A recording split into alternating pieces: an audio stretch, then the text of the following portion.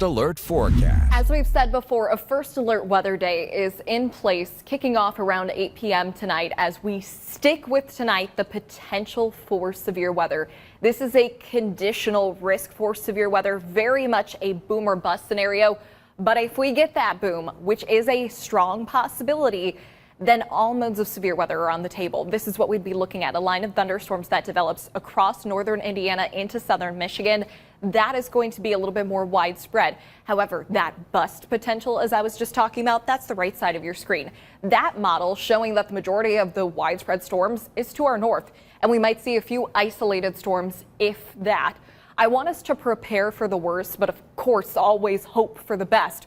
So let me walk you through what would be the worst scenario, just so that way we're not in a situation where someone's completely unprepared for a situation like what we could see for tonight. Partly cloudy skies, dry during the day, but as we get a little bit closer to about 8 to 9 p.m., a line of storms developing. I have a really long range for when we have this first alert weather day in place, 8 p.m. to 1 a.m., just because it's all dependent on how quickly this line of storms develops.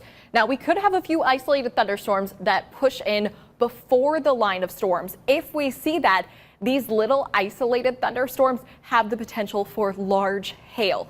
Otherwise, though, the majority of this large line is going to slowly start to break down with its southern extent. Most of our severe weather concern is pretty much US 30 and to the north. The farther north you go, that's where more of those severe weather ingredients are on the table, including the potential for tornadoes. As we get a little bit closer to 1 in the morning, that line of storms pushing out, and it's just one line of storms. Nonetheless, tonight's the night that you want to stay weather aware and have a way to receive weather alerts.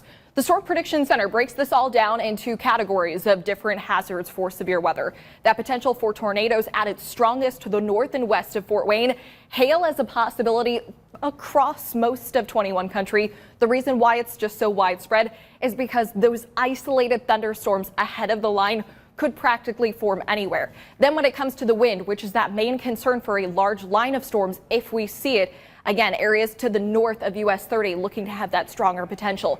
Now, the city of Fort Wayne is included in a level 3 enhanced risk for severe weather. Then we go into tomorrow, another chance for severe weather in the state for central and southern Indiana. We'll be keeping an eye on that storm potential for tomorrow, depending on whether or not we see storms tonight. That would really determine if the atmosphere can recover. If it can't, then all of those storms will stick to our south. However, if we don't end up seeing storms, we have energy, then those storms could extend to the north and perhaps clip areas to the south of Fort Wayne.